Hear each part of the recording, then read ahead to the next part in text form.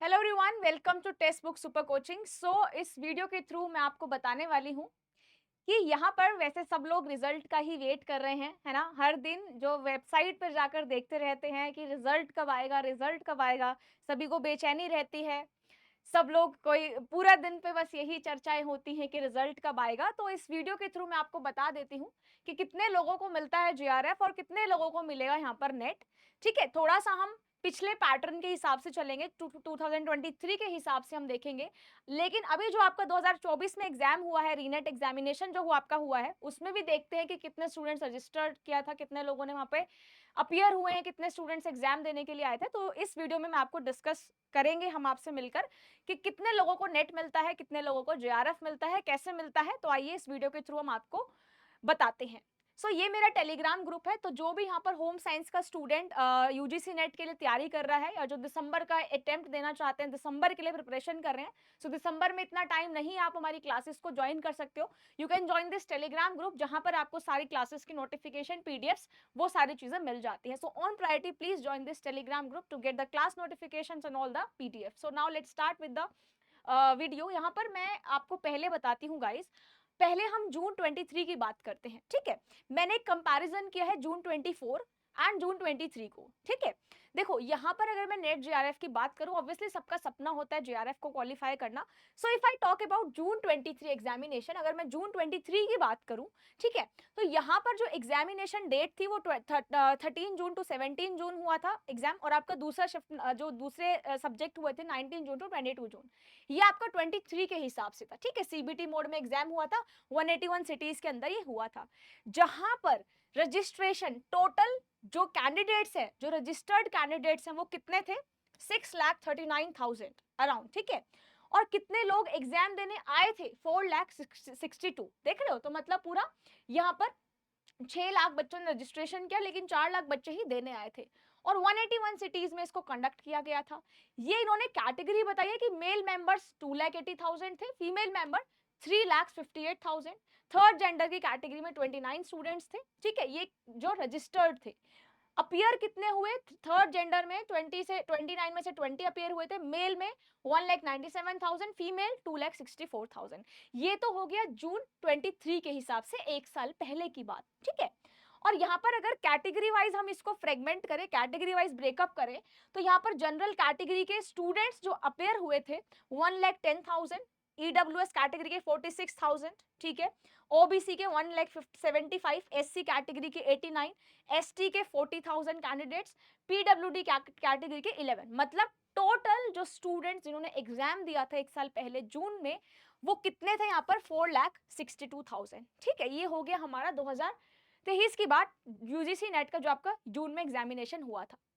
अब मैं बात करती हूँ जो 2023 में कितने लोगों ने यहाँ पर आए थे पेपर देने? 4,62,000। ठीक है, 4,62,000 कैंडिडेट्स वहां पर अपीयर हुए थे, जिसमें से सिर्फ 32,000 ऐसे बच्चे थे, 32,304 ऐसे स्टूडेंट्स थे जिनका असिस्टेंट प्रोफेसर का जिन्होंने असिस्टेंट प्रोफेसर के लिए क्वालिफाई किया था। एंड जीआरएफ के लिए सिर्फ 4,000 बच्चे थे, मतलब 4,937 कैंडिडेट्स ऐसे थे जिनका जीआरएफ क्लियर हुआ था। तो आप देख रहे हो, ये हमारा एक साल पहले की बात है ना। तो कितने स्टूडेंट्स असिस्टेंट प्रोफेसर के लिए क्वालिफाई किया था? 32,000 अराउंड, एंड 4,937 जो है स्टूडेंट्स ने जीआरएफ लेकर आए थे। अगर मैं पर्टिकुलर होम साइंस की बात करूं, ठीक है, अगर मैं पर्टिकुलर होम साइंस की बात करूं, तो यहाँ पर टोटल अपीयर बच्चे कितने थे?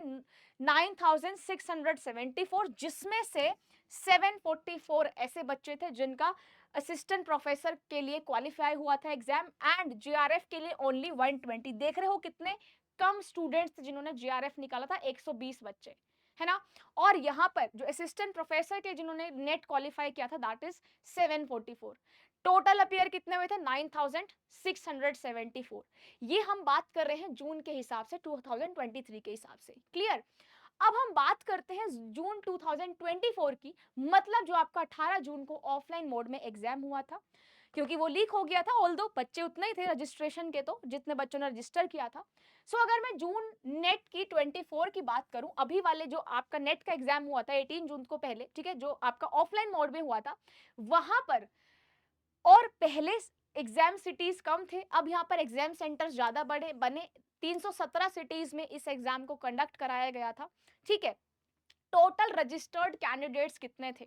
टोटल जो रजिस्टर्ड कैंडिडेट्स थे वो थे आपके पास 11,21,225। 11 लाख बच्चों ने रजिस्ट्रेशन किया था और अपीयर कितने हुए थे? 9 लाख बच्चे। 9,08,580 स्टूडेंट्स यहाँ पर अपीयर हुए थे इस पर्टिकुलर एग्जाम में। तो आप देख रहे हो, अगर मैं 2023 की बात करूं, एक साल पहले की बात करूं, तो सिर्फ 4 लाख बच्चे थे, अराउंड आपके 4.5 लाख बच्चे थे। लेकिन यहाँ पर जो अभी आपका ट्रेंड आ रहा है, जो आपका यूजीसी नेट जून में एग्जामिनेशन हुआ था, उसमें 9 लाख बच्चे हैं, है ना। तो आप देख रहे हो डिफरेंस कितना है। तो अगर मैं ऑन एन एवरेज एक होम साइंस की बात करूं, क्योंकि ऑब्वियसली कैंडिडेट्स बढ़े हैं, है ना, एक साल पहले का हमने कंपैरिजन करा और अभी देखो रजिस्टर्ड 11 लाख थे, लेकिन 9 लाख बच्चे जो हैं एग्जाम देने आए थे, एग्जामिनेशन में अपेयर हुए थे, ठीक है, जिसमें से शिफ्ट 1 और शिफ्ट 2 में पेपर हुआ था आपका। तो ये पूरा उसका शिफ्ट 1 शिफ्ट 2 का डेटा है एंड अपीयर कैंडिडेट आपके 9 लाख थे।